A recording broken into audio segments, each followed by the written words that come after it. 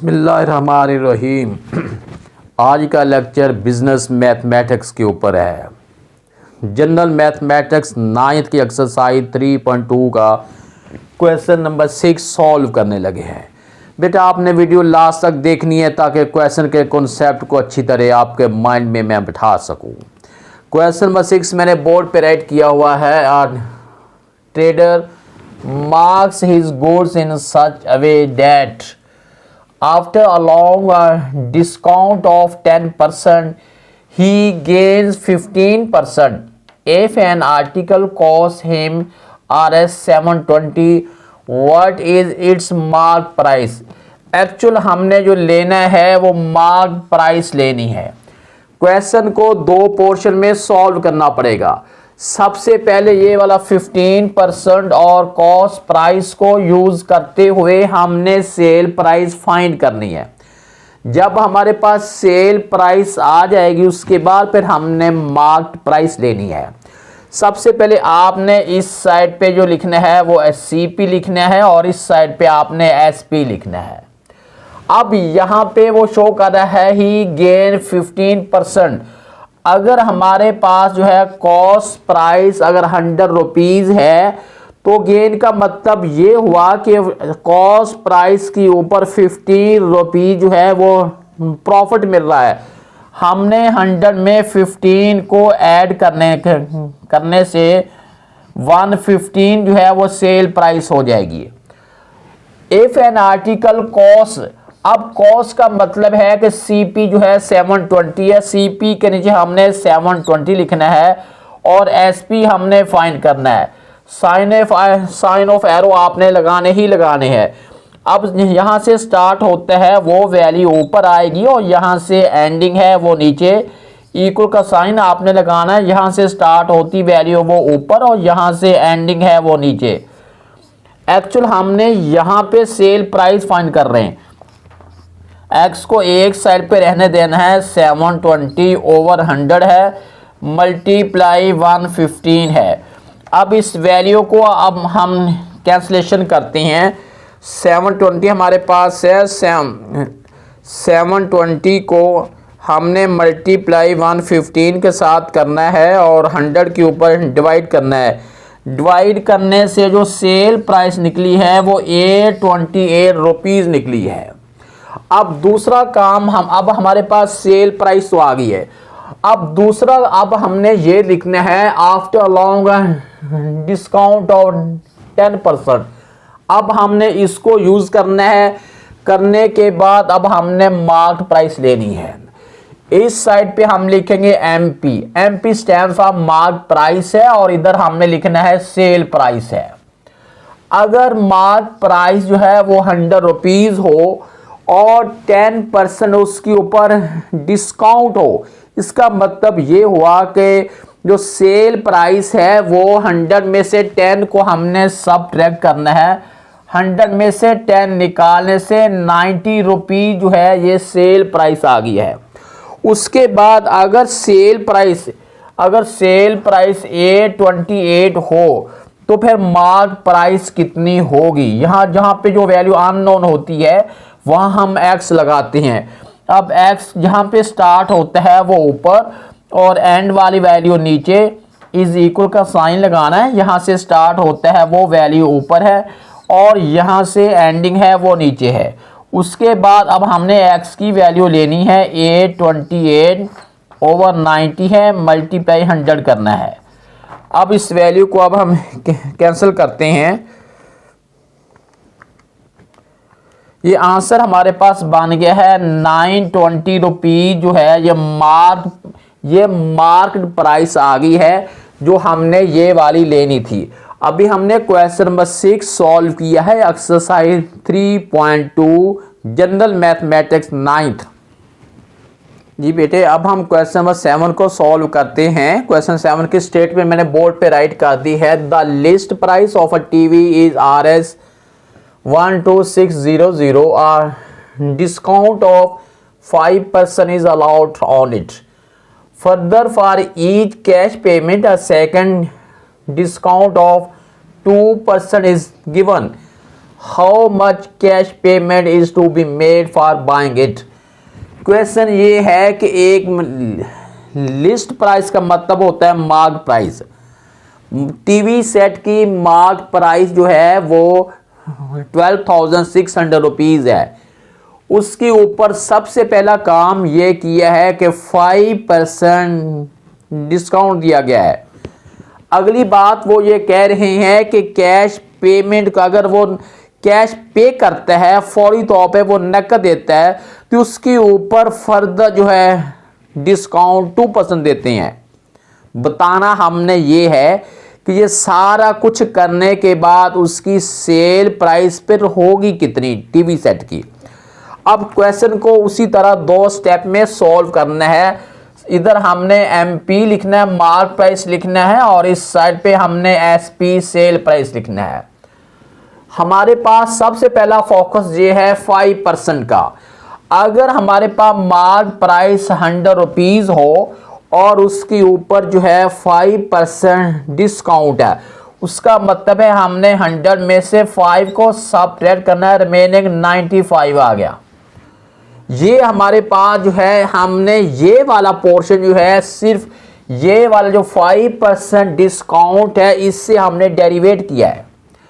अगली बात ये है कि ये टीवी सेट की ये वाली जो एमपी है, हमने इसके नीचे एमपी के नीचे इसकी वैल्यू जो लिख दी है और सेल प्राइस हम फाइंड कर रहे हैं। सबसे पहला हमने सेल प्राइस फाइंड करनी है। यहाँ ये रेशो मेथड से सॉल्व करवा रहा हूँ। यहाँ से वैल्यू स्टार्ट होती है ये ऊपर और एंडिंग है वो नीचे। इक्वल का साइन लगाना, यहाँ से स्टार्ट होगा वो ऊपर, यहाँ से एंडिंग है वो नीचे। 20 से 20 कैंसिल हो गया। अब हमारे पास से 126 से मल्टीप्लाई 95 है इज इक्वल टू एक्स है। अब हम इसको सॉल्व करते हैं। 126 से मल्टीप्लाई 95 है, ये हमारे पास जो वैल्यू बन गई है 11970। ये वैल्यू जो है ये सेल प्राइस आ गई है इसकी सेंस में। अगला काम हमने ये करना है, जब वो कह रहे हैं फर्दर मजीद for each cash payment a second discount, अब हमने इसको फॉलो करना है। इसके लिए हमें फर्दर वही लिखना पड़ेगा, एमपी है और इधर एसपी है। एमपी अगर हमारे मार्क प्राइस अगर 100 रुपीज़ हो और 2% उसके ऊपर डिस्काउंट है, तो इसका मतलब ये हुआ हम 100 में से हमने 2 को सबट्रैक्ट करना है, रिमेनिंग जो है 98 रुपीज़ जो है ये सेल प्राइस आ गई है। उसके बाद मार्क प्राइस, अब यहाँ मार्क प्राइस कौन सी होगी, क्योंकि जब बात हो रही है कि सेकंड डिस्काउंट देना है, उसका मतलब है जो पहले की सेल प्राइस ही सेकंड में आकर वो मार्क प्राइस बन गई है। सेल प्राइस हमने जो ये ली थी, अब इस साइड पे जब वो आएगी तो अल्टीमेटली मार्क प्राइस बन जाएगी और यहाँ पे हमारा एक्स आ जाएगा, क्योंकि हमने सेल प्राइस फाइंड करनी है।